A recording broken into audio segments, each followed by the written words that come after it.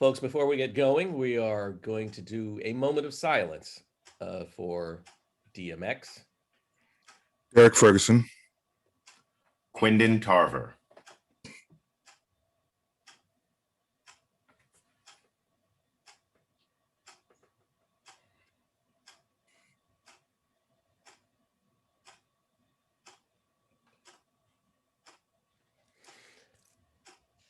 All right. Beef, wine, and shenanigans. Here we are. Back to being, socially distant because Kirk and I haven't worked together for a few days now. And of course, Marcus. I can't even tell you last time I've seen Mark Abbott in person. Good Lord. And it's so unlike us. It's so unlike us. There's a lot of brotherly love on this show, in case you folks haven't figured that out. Anyway, Stephen Van Patten here as always with Mark Abbott and Kirk Johnson. Uh, so yeah, DMX passed away. Um, 50 is way too soon to clock out. Um, Especially somebody that actually gave us a lot of entertainment. I remember watching Deadpool, and when X is gonna give it to you came up, I was like, "Oh, D's getting a check. Oh, that's nice." I felt good. It was a feel good moment. Because I'm always thinking about money. Anyway, so just the fact that he's gone, and I already kind of like exhausted the topic a little bit, like in terms of just how we're not really taking care of our black celebrities. But you know, at least the kids are getting the masters. I guess Jay and Yeah. Beyonce Jay and Beyonce bought the masters are stepping in. Yep. Yeah. Giving it to the family, which is awesome. So that is, yeah, that's certainly commendable. So there it is. I know his fans are I know his fans are all very upset, but I will say this though, on a, not to be flippant or make it a light thing or whatever, but I am kind of glad that if he was gonna go, that he would go at a time during limited karaoke, because karaoke bars right now would have been a mess that like I would not, for one, first of all, I would not have been in the mood to watch Chad or Miriam go, X gonna give it to you, gonna no, that's, I'm not in the mood for that, first of all. Right. And secondly, in the black karaoke spots where folks take stuff real seriously and damn near want to fight if you mess the song up. Oh no, that bitch didn't. And I mean, we don't need that either, to be completely honest. So, if we're gonna do, because, and I say this with all the love and respect that I had for Whitney and Prince, karaoke bars when they went, a mess, a complete mess. So, I mean, you have not, until you've watched someone who cannot sing at all, but has just enough Hennessy in them to try to belt out "I Will Always Love You." Like, it's you know what? It's an experience, and it's one that I think I'm happy that we avoided with DMX. But we had some other unfortunate instances as far as people passing away go. Kirk, let's Yeah. talk about Mr. Ferguson. Yeah, I heard that the other day, a couple of days ago, actually, Derek Ferguson passed away, and it was like, wow. He's Brooklyn born. He's a Brooklynite. Yes. I don't know if he was Brooklyn born, but I'll say I know he lived in Brooklyn. He was a writer, an author of a lot of independent books that you can find on his website, derekferguson.com. Yeah. He also did reviews. He did movie reviews, which were also interesting. I had a great slant to him in terms of how working with character development and stories, and a lot of them were old school movies, like like Soylent Green, you know what I mean? And Logan's Run, he did a review on that, and his reviews are always interesting. I did enjoy reviews, and it's, you know, I've always wanted to meet him, but never had an opportunity to, a chance to. Right. Like I really would have loved to have met him, because we pretty much don't live far from each other. And as he's a name in the pulp circles, I know that too. Yeah. Like a lot of people who like pulp literature or into pulp literature, actually, you know, you say it, his name, and his name meant something. Yes. It was like that felt more like a shock to me than anything else, I guess. I don't know. Yeah. And he was, you know, and I've seen him mostly on Facebook, you know, more interactions with anything else. Right. Usually on Facebook. But yeah, he was much loved, and my condolences to the family. Yeah. Definitely. Yeah, for me, it's like I knew the name. I had never had a chance to meet the brother, but Yeah. one jarring thing for me is like when he did pass away and Facebook blew up over it. I was confronted with how many mutual friends we have. Exactly. Yeah. I Yeah. was just like, oh my God, you know, it's like that really took me by surprise. So I It's a big mean, circle. It's a but big circle. yeah, yes, it is. Yeah. So yeah, like you said, condolences to the families. Unfortunately, we got one more. Mark. Yeah. Yeah, Quentin Tarver. Actually, he died April 2nd, and it was a car crash that took his life, that took him from this Wow. world down in Texas. The name may not be familiar to a lot of people, but he was the young man who performed the song "When Doves Cry" and "Everybody's Free" in the Baz Luhrmann Romeo and Juliet film. Yeah. He was actually, and he had suffered. I did a little looking up on him, and apparently he had his earlier career was just completely messed up by management in the music industry. They, you know, they just basically did him dirty. But one of the things that was interesting was that he had suffered with substance abuse. And he said that he had turned his life around when in 2016 he was asked to perform at Prince's tribute. And he said it was at that point the audience reception of his performance made him go into rehab and get himself together. And he's one of those guys that, you know, you don't hear a lot about these guys.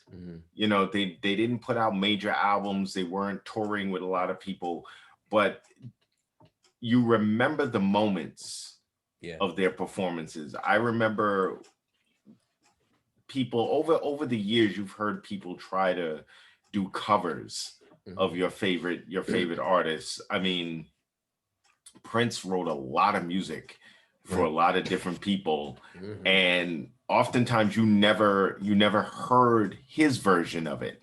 You know, you get the privilege to hear Round and Round when he did it. I would have loved to hear Prince sing Manic Monday. That I would would have loved. So for this young man to take one of the most iconic songs in Prince's discography and just completely, I just remember hearing him sing that and was just like, wow, that was the most amazing version I have ever heard anybody do.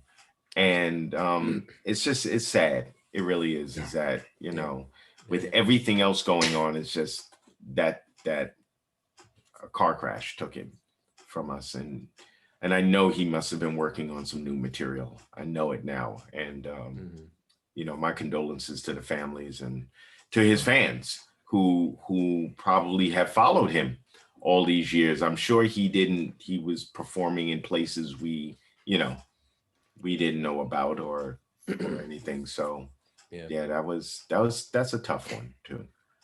Yeah, no doubt. You know. So yeah, condolences to the family, of course.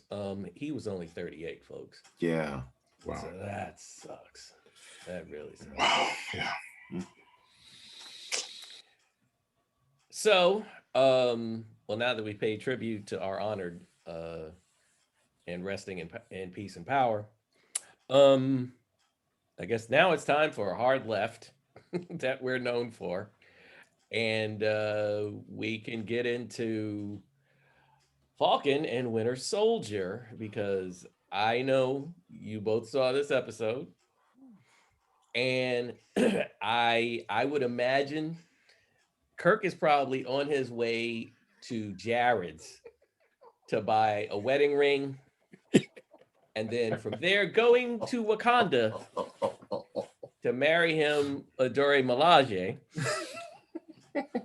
I just don't forget my invite. That's all I'm saying, because I just want to be there for First of all, I gotta find a way to get in.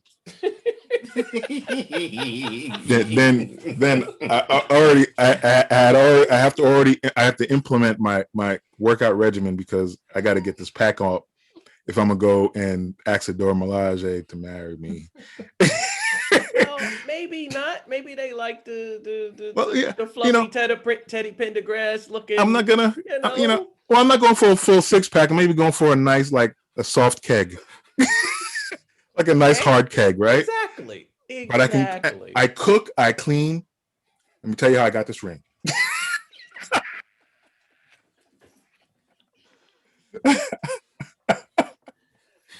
For those of you that aren't familiar with Cardi B lyrics, oh my god, man, and we're not expecting Kirk to. She was like, Kirk, Cardi B lyrics. She's like, Kirk, what are you cooking? Macaroni in a pot.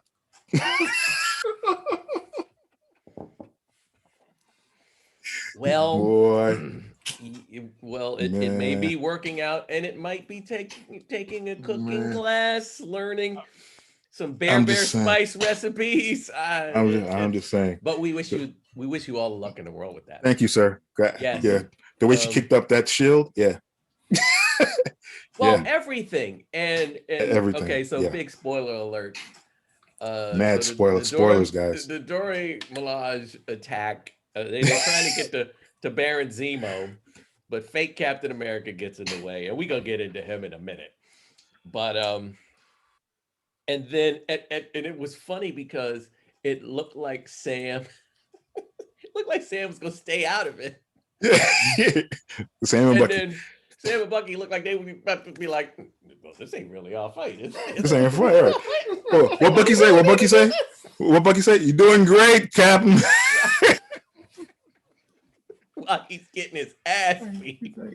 You don't want to do that. Okay, never mind. Just go. You. Yeah.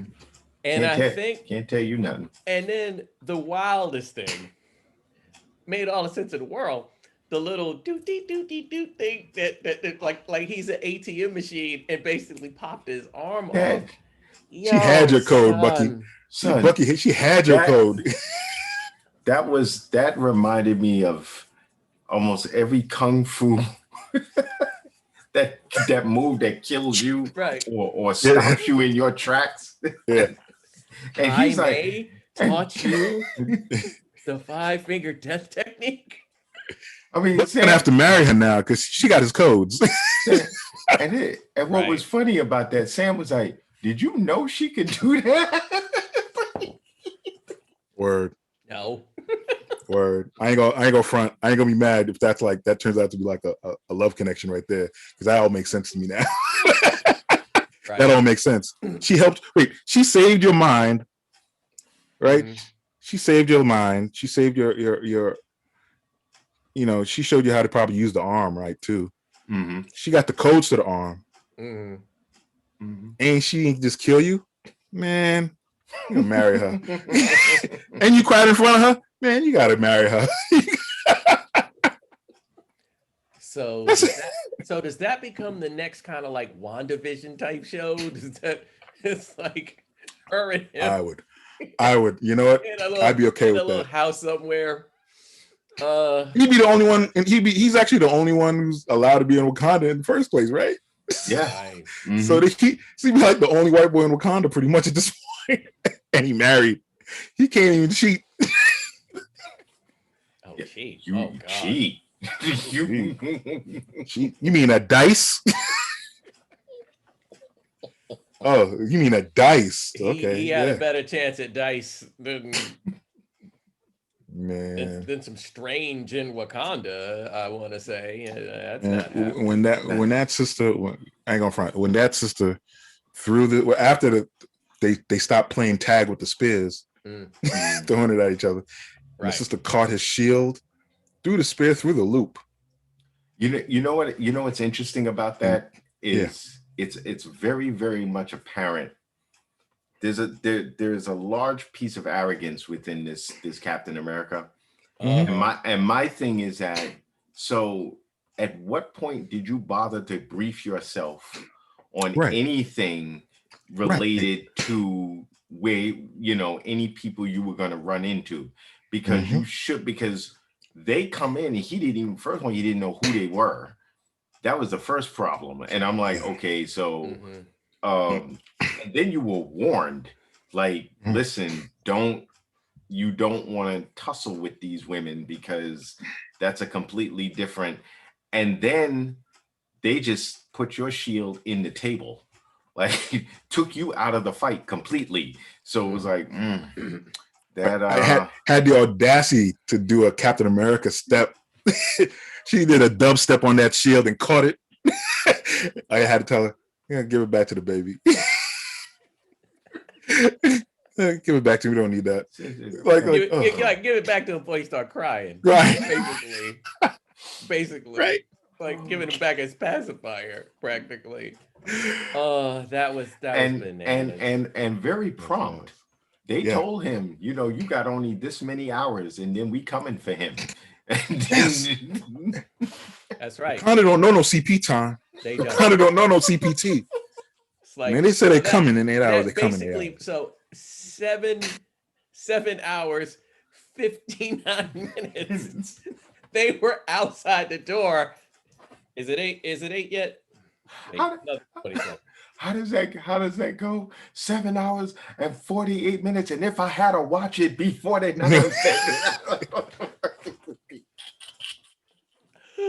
Oh my God. Oh wow. Man. That was Florence Kasumba. Kudos to you and the ladies. Yeah, that was good stuff. That was good stuff. That was some black girl magic right there, boy. Yeah. Actually, I remember seeing her in when NBC did the Yellow Brick Road. The Wizard of Oz. The Oz show. Yeah, and Oz, and Florence Kasumba was in it. She was the Wicked Witch of the East, I think was. Oh, that's right. Yeah, and she was good too. That's funny because I thought I was the only person that watched that one. That's why it got canceled. No, because I was watching it too. Wait, okay. All three of us were watching it. That's why I got canceled. That's why I got canceled. That's it. It feel like NBC was like this. Oh, them three niggas is watching the show. We can't be giving them no joy like that. We can't be making them happy and shit. We gotta get rid of this show. One season. They literally, I honestly believe they were literally like, yeah, you're not gonna believe this. You know that show we just canceled on the other channel that Abbott was watching? Yeah, he liked another one. Yeah, we got to get rid of the second one. I think the only reason Hannibal didn't get canceled because you missed that. Yeah. You two missed that. And then that's on Netflix. And then I tell y'all about it. That's what it was. Y'all got the 3 of them? Nah, man. Just Pretty Boy. The rest of them, Yeah. Exactly. Oh shit! But yeah, man. But Walker. Yeah. Yo. Yeah. I was not prepared for that ending. I was not. And I'm trying now to figure out, even in the Marvel universe, how do you do damage control for that?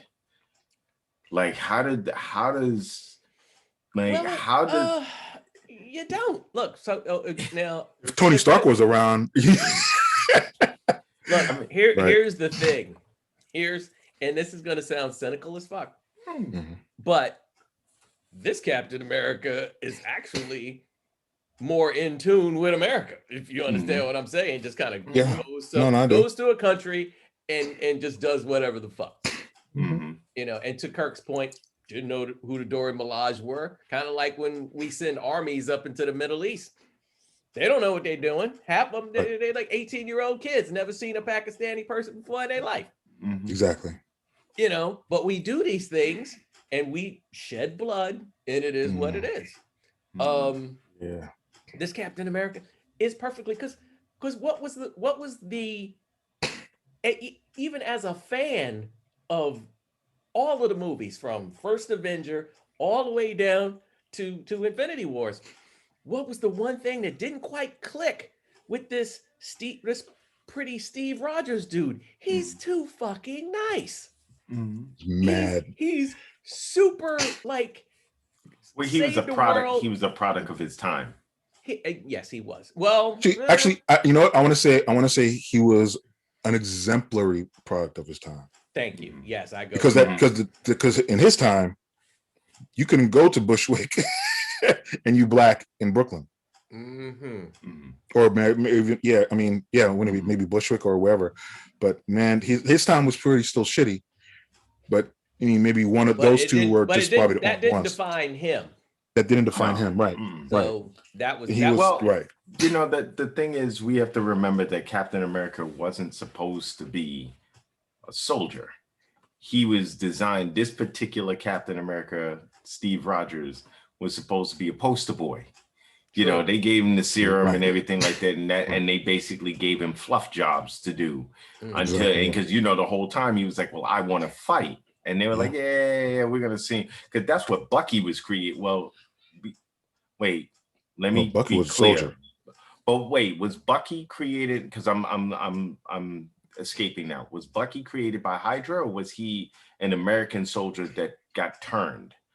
He was American. No, he was an American soldier that was brainwashed. Was captured and brainwashed. Okay, but so he was trained, right. So he was he's dead, and yeah. Okay, so he was a soldier. He was just a regular soldier. That's right. A regular soldier that turned in that was turned into an assassin. Into assassin. Okay.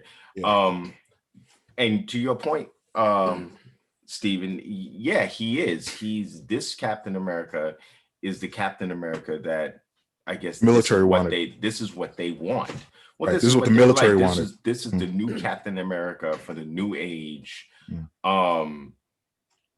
And yeah, I'm just trying to figure out how you, I guess we can just go ahead and dump the whole thing that the guy he killed was a terrorist and he had just killed, Battlestar. Yeah. Yes. Stop the car. Yeah.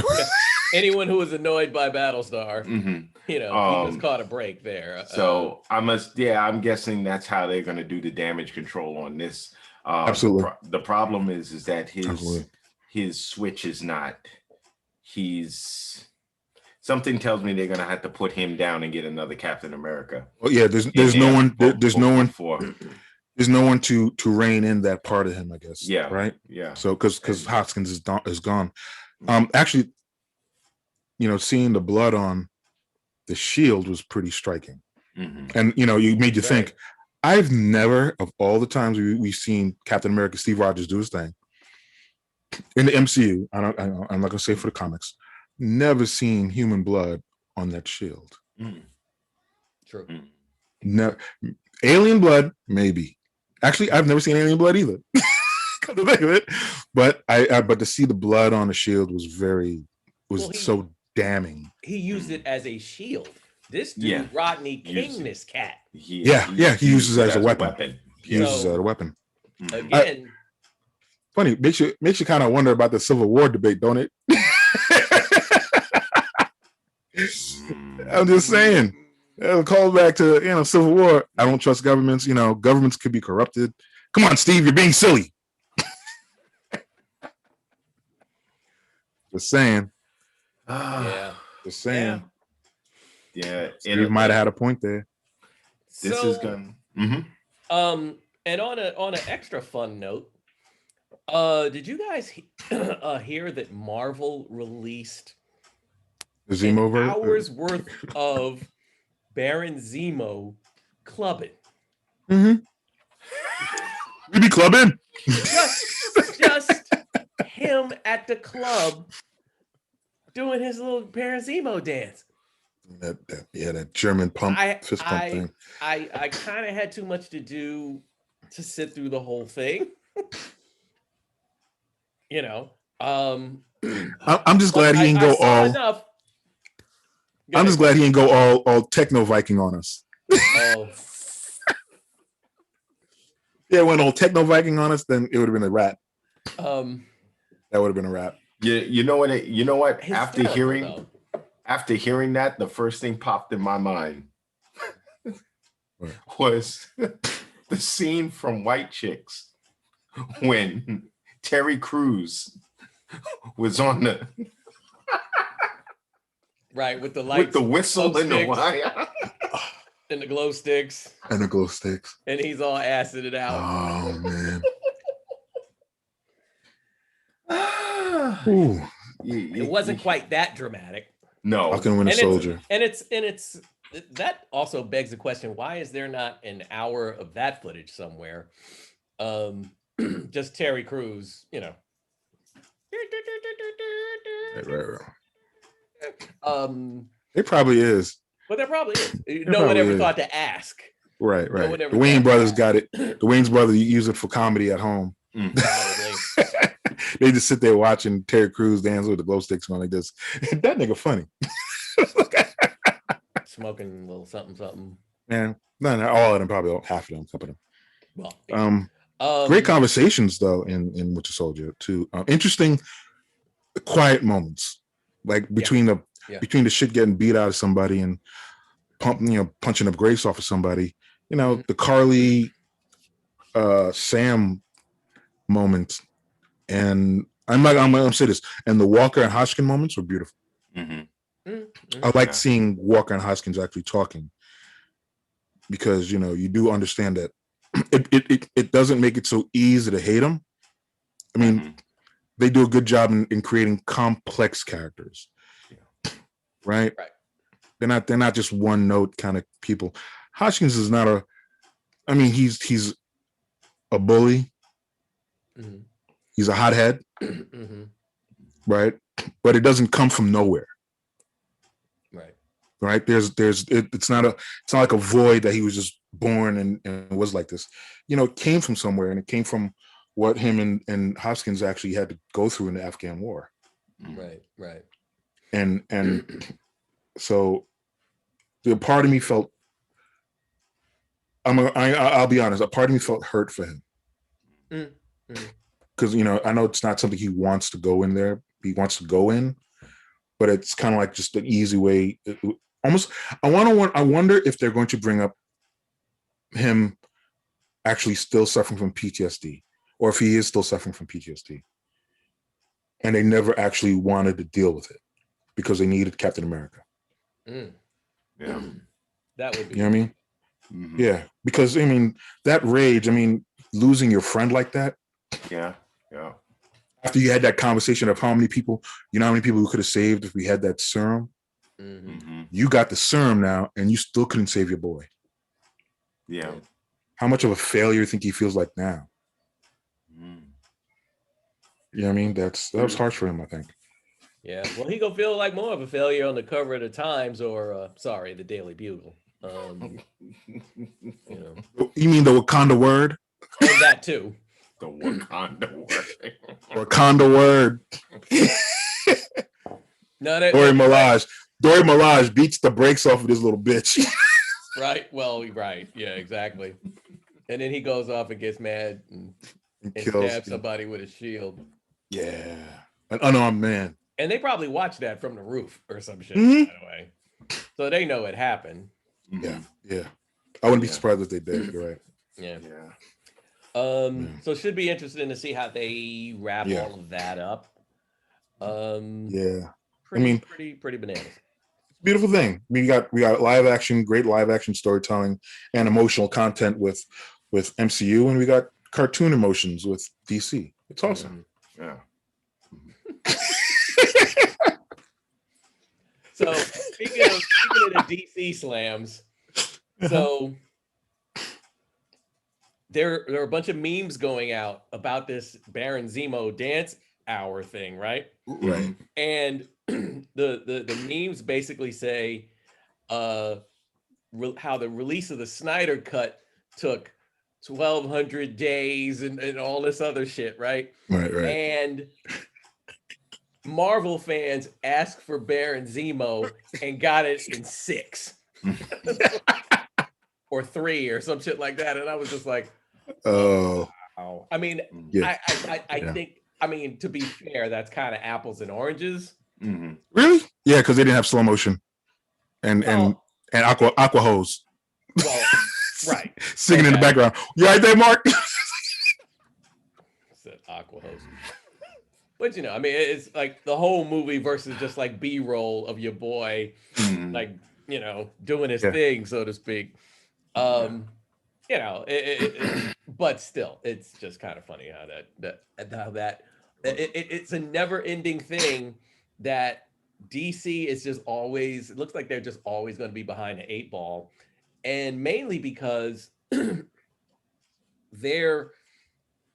I want to say their execution in terms of just catching up to Marvel was just off from Jump Street. Yeah. You know, like, because you know, like we've said in previous episodes, Marvel took their fucking time. They gave you separate movies.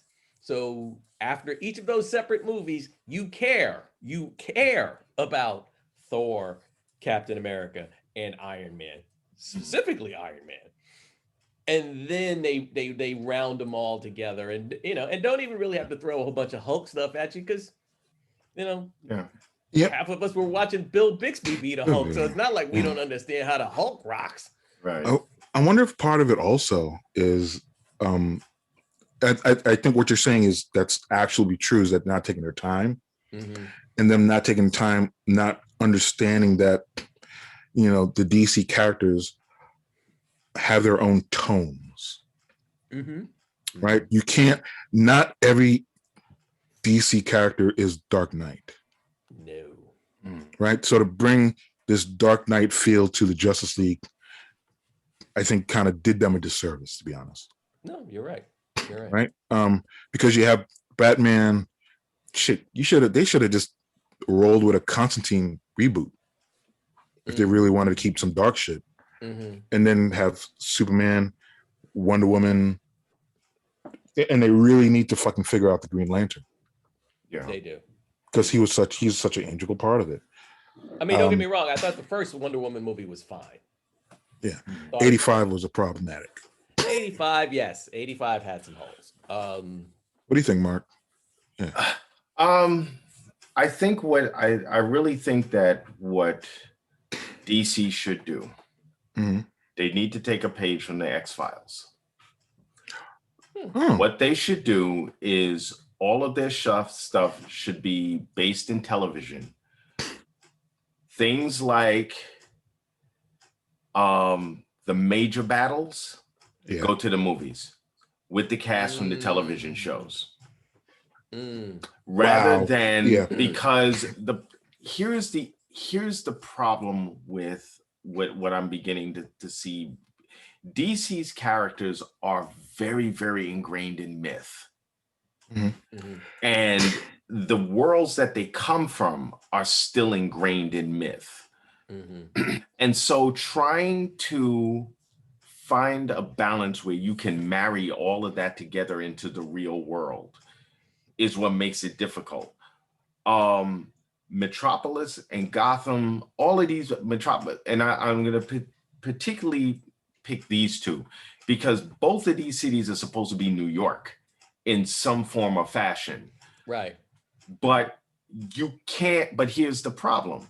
You could not have a Dark Knight movie and a Superman movie filming in New York, because they're supposed to be two different places. They're supposed to have their own, which is why I love the fact that they had a Gotham TV show, because Gotham, like Metropolis, I like Atlantis and all of these other places, are their own characters. Yeah. Yeah. Nice. The Marvel characters are ingrained in our world. Mhm. There's nothing, for the exception of Thor and I guess the Submariner, who has never shown up yet.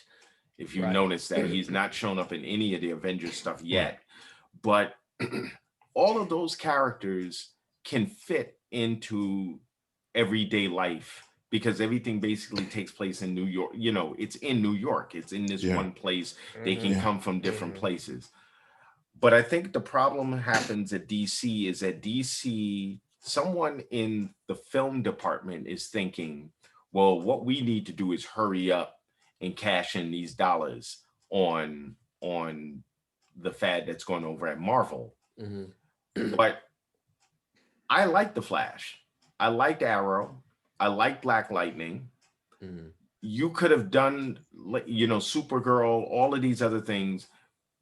I think if you would have just done these shows, because in the shows we get to fall in love with these characters. It's a baby step process where we get to learn about these characters. To try and do all of that in a 2-hour movie and then turn around and put everybody together. Marvel actually made that one mistake. And the only time I saw them kind of trip over their own feet was when they did the thing on Netflix, the Defenders. Because Iron Fist was so badly fleshed out that it brought everything down. He became kind of the weak link in all of that. Absolutely. It was a good show.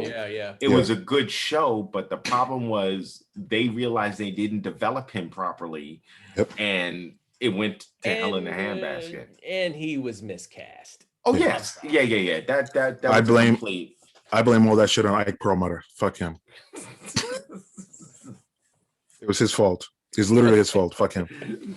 All right. But I think that's because DC is their television and their animation are superb. Really great. The stories, the animation is stories it's just that one come home up run after the next. You're absolutely right. And that's the sad part, because it's like, wow, you guys do such a fantastic job, and then you come over into, and I also think just from reading, and I'll get crap for this, but I think a lot of the DC fans, you can't make these people happy. Are toxic? You're saying they're toxic? No. Not all of them. Not all of them, but they're not toxic. But it's just like I've watched people. I've literally watched people complain about the Snyder Cut before it came out, and was like, "This is going to be trash. I'm not this," and then sit through it. And spend days bashing it. And I'm like, so then what did you watch it for? Wow. You know, if you knew, like, I knew the Dark Phoenix movie was not going to be good. I didn't watch it. I'm not going to put myself through. Eventually I will at some point, but I don't see the point of putting myself through a 4-hour movie so that you could get to the end to complain. It's like paying money to see a band you don't like and then going online and like their performance was garbage. Oh, bro, that's called hate watching. That's called hate watching. I do that shit with Vikings all the time. Oh wow. Wait, I was gonna give you a reason why the animated DC animated world is so superb and so ahead of the DC EU movies. Were you gonna say Dwayne McDuffie? No. Well, thank you for bringing that up, though. But no, I was going to say, because, you know, Warner Brothers don't like dealing with real people. Oh, snap. They're like, if they can deal with one person and that one person talks to the rest of the artists, that's what they want to do.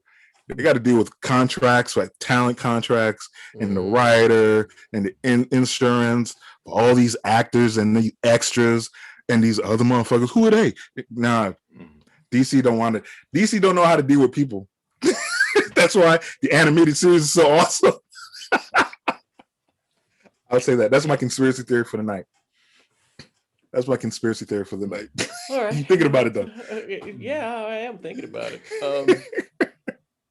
I mean, I don't know. What's the voiceover director lady Andrea Andrea Romero. Andrea yes. Now, Romano, I think it is, who yeah. does Superman and Batman, and yeah, Um does yeah. so basically what Kirk is saying is that Andrea Romano is doing the God's work in terms of handling the casts of the animated series of the various DC vehicles. Oh man, But that's something I think I of. brought up Dwayne McDuffie because he was a part of the ground launch, I want to say, of a lot of the DC animated properties.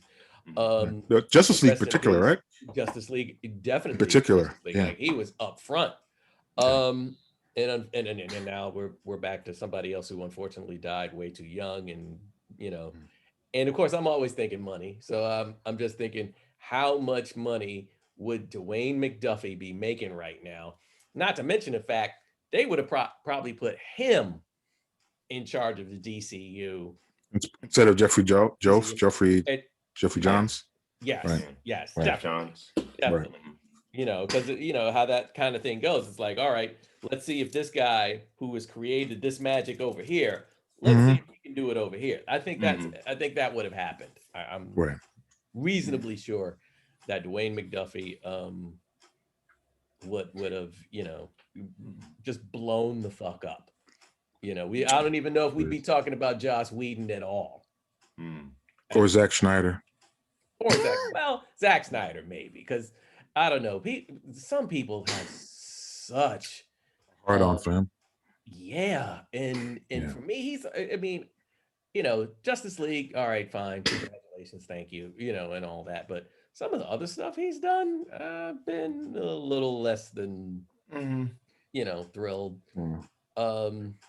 Sucker Punch in particular Yeah. comes to mind because that movie made absolutely Nope. no fucking Shit. sense at I'll give all. you 300 also to top it off. Oh well. Kind of like 300. I do too, until you find out that to find out that they used it to recruit people to fight in the Afghan war. I would, you know, and you know how I am about that sword and sorcery fantasy shit. I would have loved it too, except it was a little too jingoist for me. Yeah, it's a little too jingoist. Yeah. And yeah, I mean, when you know your Black history, 300 can be problematic, as much fun as the movie may be on the surface. But yeah, you know, I'm not even getting in on, you know, I'm not even necessarily trying to do the political side of that. It's just, it's just like, just in terms of storytelling, you know, it's like, clearly he's gotten better, but he also had 4 fucking hours. And aqua hose. And aqua hose, yes. And that's important. And he spent literally 5-4 minutes in the movie watching these women sing to a motherfucker who ain't there no more. He went in the water. Aquaman he dove in the water. They singing. He can't hear you sing. Why are you singing? And why are you still singing? And holy shit, did the movie stop? No, they still singing. And then she gonna sniff his sweater.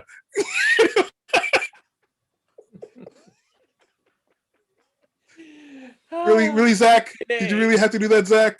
Well, I guess I think he was making the point that you have clearly picked up on. That they're aqua hose? Yeah, all right. If that's what we're gonna call them, sure. I'm sorry, because I would have probably gone with aqua groupies. I'd like to say aqua groupies too, except they're a little creepy with the smelling sweater thing. Fair. That was creepy. Yeah, a little. That was unnecessary. Flattering, depending on who you are, in that, like, you know. True. Well, he ain't flattered because he left. He wasn't that flattered. He wasn't that flattered because he left. He was like, yeah, y'all a little, you know what? I'm gonna go talk to my dolphins real quick. Yeah, and Bruce Wayne was looking at it like, the fuck y'all doing? What the fuck y'all doing?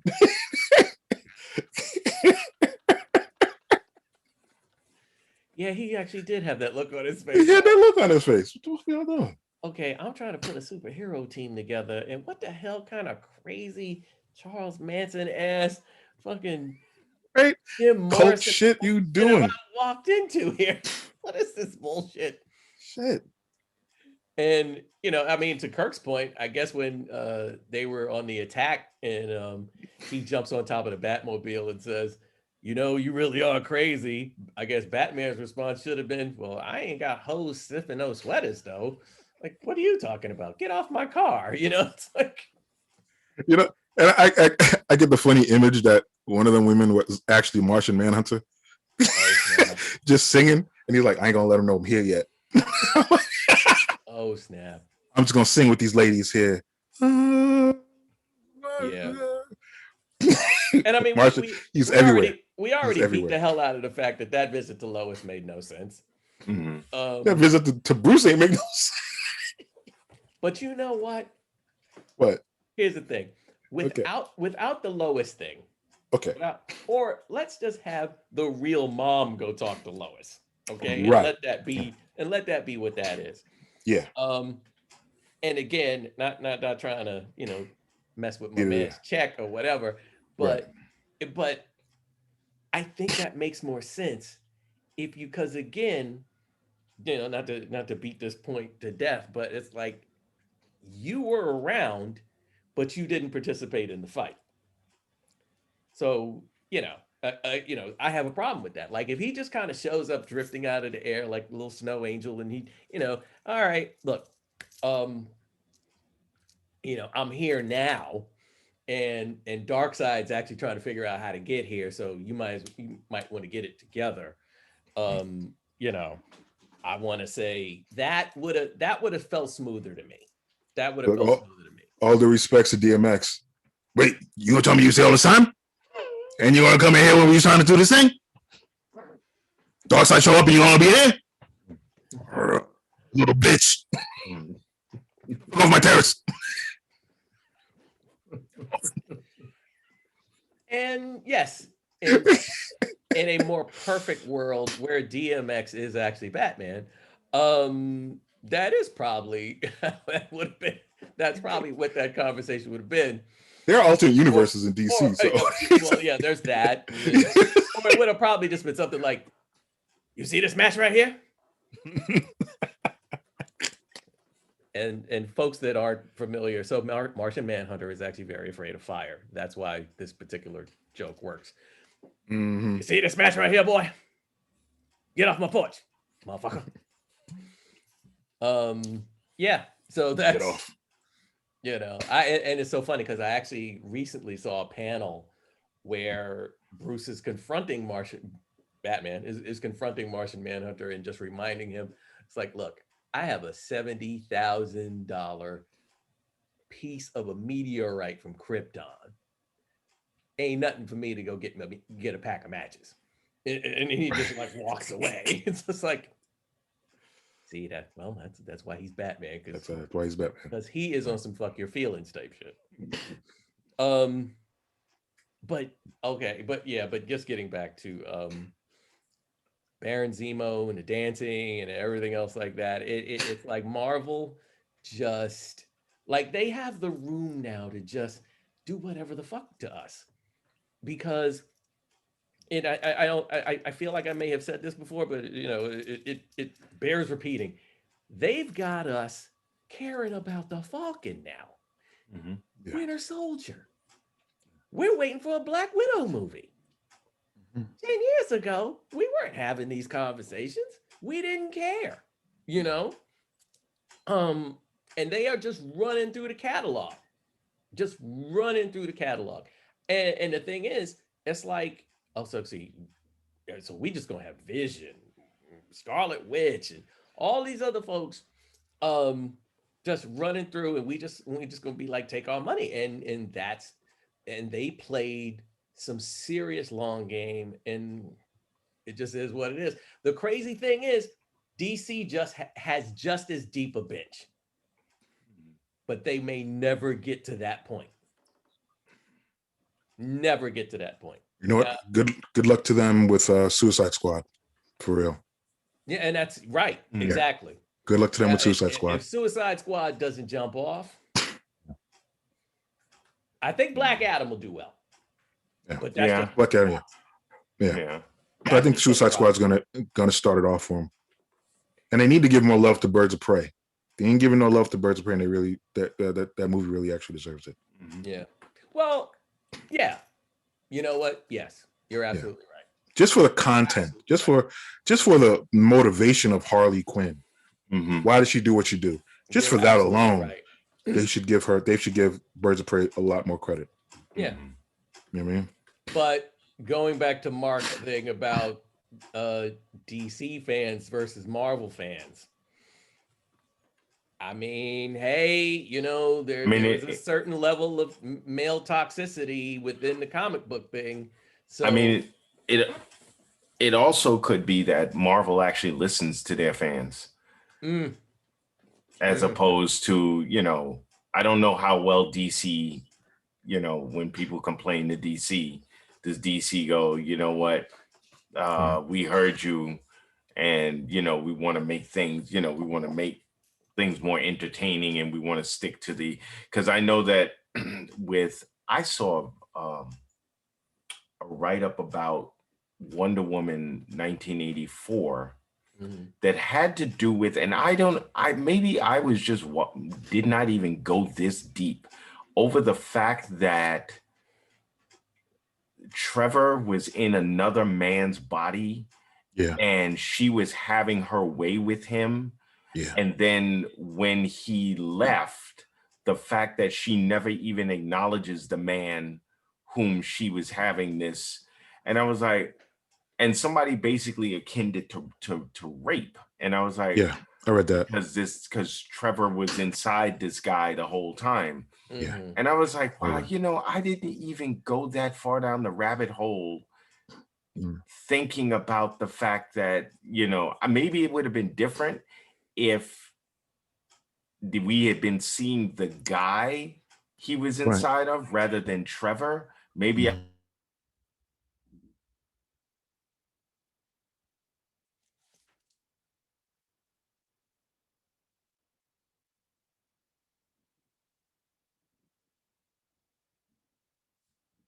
complained about, and I was like, wow, I don't even know what to take away from that at that point. It's like that once we get to that point, I can't even watch the movie for what it's supposed to be, which is it's a stylized comic book movie. Now I feel like, you know, I was wrong for even watching the thing, you know, and you felt dirty. See, I don't know. I had a problem with it. When I saw that, that did actually bother me, because I was thinking to myself, well, you can actually just do a Thanos and bring them all back to life. Like just bring, like not even involve an idea of a ghost inhabiting another person's body. You can just have them actually materialize back to life, because that's the wish. All right, the wish wasn't inhabit somebody's body so I can, you know, because I want Steve back. I want the man I love back. But that's all the memory anyway. That's the monkey. That's the monkey paws. That's the monkey's paw, kind of. I'm kind of on the fence with it. Not that I don't understand the argument or don't appreciate the argument, but this is not the first time we've seen this in a movie, and especially well, as far as vampires go, for example, there's a lot of that, you know, possession of a different body, and there's been a lot of that going on. And those were usually bad guys, right? Those are usually bad guys, right? Usually, yeah. Not Wonder Woman. Oh, okay. Not Wonder Woman. But just saying. Fair.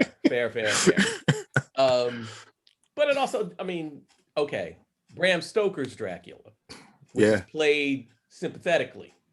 Yeah. You know, I just felt like, I mean, I like I said, I appreciate the argument, but it's not like the first time this kind of thing's been portrayed or whatever. So that's probably why they didn't see it as a big issue or what have you, and even may have thought of it as romantic, because, you know, on some Ghost and Mrs. Moore type shit, you know. Exactly what they were doing. Right. Yeah. Yeah, You know, right. let's call it what it was. Well, It wasn't the like, funny thing is, the movie Ghost didn't do that. He didn't actually take somebody else's body over so he can have sex with Demi Moore. well, that would have been weird because he was considering that I don't know what about Whoopi Goldberg. I'm just saying. That's a completely different movie, right? That's a whoa! Wow. Oh my God! That would have been an interesting conundrum. They did kiss though. Now that I remember correctly, yeah, they did have almost have a kiss. Almost had a kiss. Yeah. No, they kissed. Whoopi Goldberg and Demi Moore. No. Patrick's they showed Patrick as the ghost. Yes. Right. But not possessed in another dude's body kissing him. No, it was Whoopi Goldberg. Okay.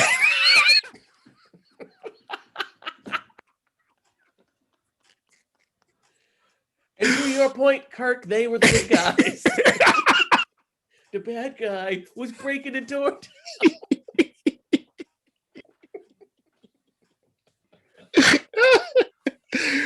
Until that back massage machine comes out. That's not a back massage machine.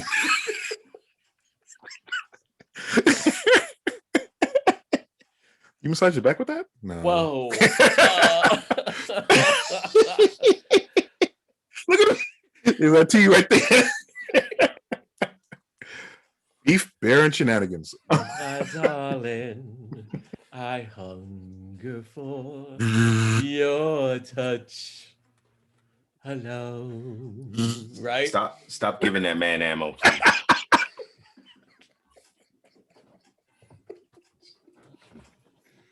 Oh wow. Oh my God. Like I said. Oh, Dora Milaje. Yeah, exactly. I bet you wouldn't be. Never mind. I'm not even going to do that. Yeah, don't even ask because that's all that shit ain't gonna be on Instagram. No, that's not gonna work. You're gonna see me doing peace signs in front of a rhino. That's about it. That's all you're gonna get. Trying to hand it a daisy. Yeah, right. De La Soul ain't dead. De La Soul ain't dead. It's like Wakanda welcomes Kirk Johnson and his new farm. It's just like, they not letting you in. You're gonna be right outside. I shit you not. I will be messing with the same rhino just to get into the Wakanda. Like day 7, bag of rocks in my hand. This rhino gonna chase me in there. I'm gonna get there finally. Stupid rhino. Oh my God. Get me, stupid rhino. Help! The rhino is chasing me. Stupid rhino. Oh my goodness. Did any of you happen to catch them? I am about 4 episodes in. And it's heavy. It is heavy. Catch what in? Them. No, have not. From what I've heard on the on FB, it's heavy. Yeah. It's a heavy pill, and I haven't even seen his house yet. With the 2 immigrants from Africa who are in London, and the house. I still haven't seen that yet. Because the subject matter just for me is just so it's just too, it's heavy. It's a heavy pill. Yeah. And I don't know if I can just walk around Brooklyn angrier than I already am. There's some interesting dynamics with a lot of these shows that I'm beginning to, and it kind of piggybacks off of the stuff that Steven has been doing with his with the Black history and everything. Let's begin with the fact that I had no clue, maybe because I don't live on the West Coast, that Compton at one point was white. Wow. Yeah. How about that? Much like how when I was in college, I didn't know Harlem at one point was all white. Yeah. And that in and of itself is an interesting history lesson. I will say I'm 3 episodes out from the end. And there is one episode that made me think of the piece that Steven did about the highways.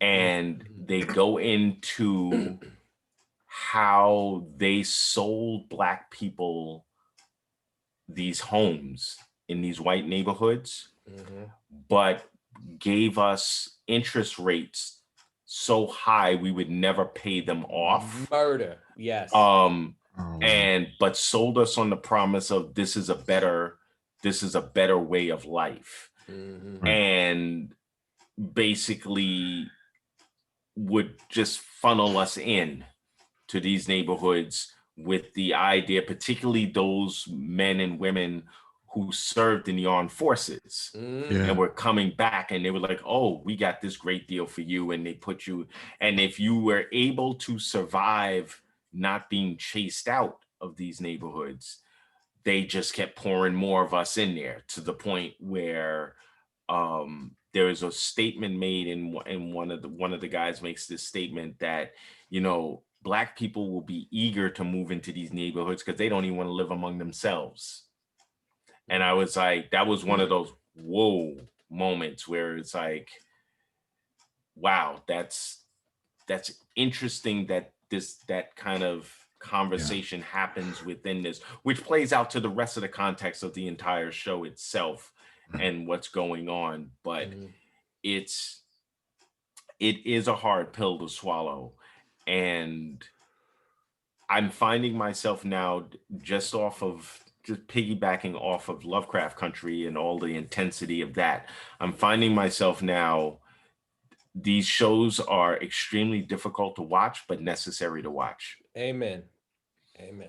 And I'm sitting through them because not so much just as a patron of the arts and saying, you know, I have to continue to support the brothers and sisters who are doing this, but there's a lot of information that through these shows we were not privy to.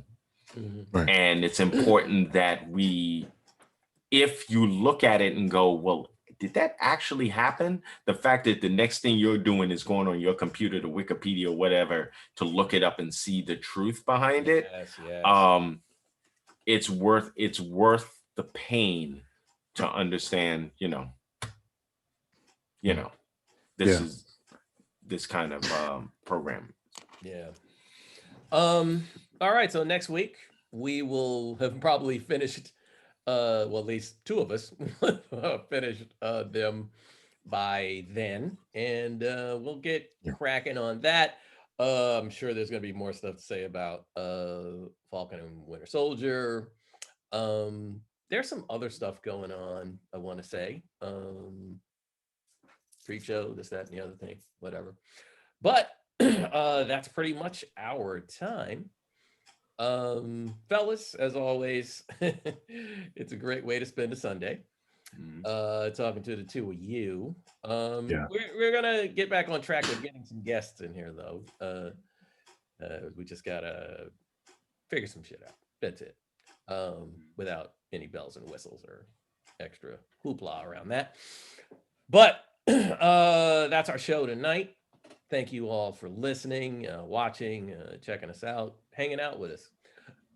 For Kirk Johnson and Mark Abbott and myself, just want to say peace out. We love you, and we'll see you soon. Aquaman. Aquaman. Shut up.